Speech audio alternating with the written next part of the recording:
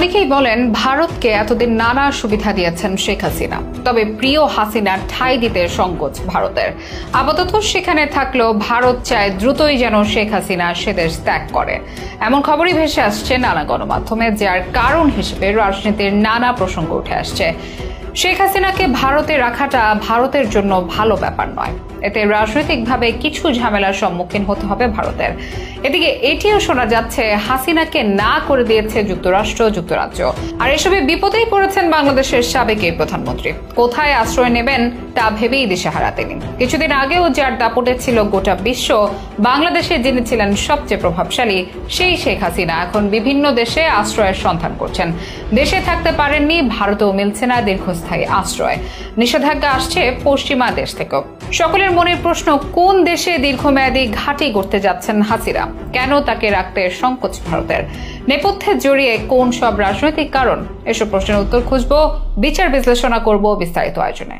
ছাত্র ও জনতার 23 দিনের দেশ কাঁপানো আন্দোলনে পতন হয়েছে আওয়ামী লীগ সরকারের। বৈষম্য বিরোধী ছাত্র আন্দোলনের সাথে প্রেরণা ওঠায় সোমবার শেখ হাসিনা পদত্যাগ পত্র জমা দিয়ে হেলিকপ্টারে দেশ ছাড়েন। শেখ হাসিনার পদত্যাগের মধ্য দিয়ে তার টানা 15.5 বছর শাসনের অবসান ঘটেছে। তবে এখন কোথায় থাকবেন তিনি তা নিয়ে আলোচনা চলছে পুরোদমে। কয়েকদিন আগেও কেউ ভাবতে পারেনি প্রভাবশালী এই নেত্রীর কোথাও ঠাঁই মেলাটা কঠিন হয়ে পড়বে। এই মুহূর্তে ভারতে অবস্থান করছেন তিনি। বহু বছর ধরে ভারতের সবচেয়ে প্রিয় বিদেশি অতিথিদের অন্যতম শেখ হাসিনা। তিনি বাংলাদেশের প্রধানমন্ত্রী থাকুন বা বিরোধী নেত্রী, ভারত তাকে সবসময় সমাদর করে। বিগত প্রায় 50 বছর ধরে দিল্লির দরজা তার জন্য সবসময় অবারিত থেকেছে। সেটি ইন্দিরা গান্ধীর জামানায় যেমন, তেমনি বাজপেয়ী, মনমোহন সিং কিংবা নরেন্দ্র মোদীর আমলেও। অনেকের অভিমত, ভারতকেও নানা সুযোগ সুবিধা দিতে পটু শেখ হাসিনা। তাই দেশ ছাড়ার পর হাসিনার প্রাথমিক আশ্রয়স্থল পরবর্তী দেশ ভারত। তবে সেখানে হয়তো বেশি দিন থাকতে পারবেন না তিনি। শোনা যাচ্ছে হাসিনাকে আশ্রয় দিতে সংকোচ করছে ভারত। ভারতীয় গণমাধ্যমে উঠে এসেছে এসব খবর। অনেকে বলছেন ভারত চায় শেখ হাসিনা যত তাড়াতাড়ি সম্ভব অন্য দেশে চলে যান। যদিও এখন পর্যন্ত হাসিনা যে দিল্লির কাছে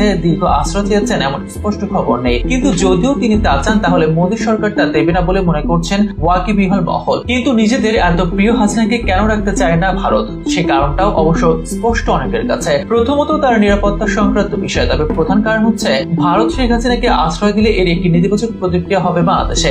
বাংলাদেশে যে সরকারি আসুক, ভারত তার সঙ্গে সুসম্পর্ক চায়। আর বাংলাদেশে বর্তমান হাসিনা বিরোধী মনোভাব তুঙ্গে। ভারত চায় না শেখ হাসিনাকে আশ্রয় দেওয়ার কারণে বাংলাদেশের নতুন সরকারের সাথে তাদের সম্পর্ক খারাপ হোক, বা জনমতেও ভারত নিয়ে খারাপ মনোভাব জমা হোক বেশি করে। হাসিনা পরবর্তী সরকারের সঙ্গে কূটনৈতিক সম্পর্ক বজায় রাখতে চাইবে ভারত। তাই হাসিনাকে নিজ দেশে বেশি দিন রাখতে চাইবে না, এমনটি ধারণা রাজনৈতিক বিশ্লেষকদের।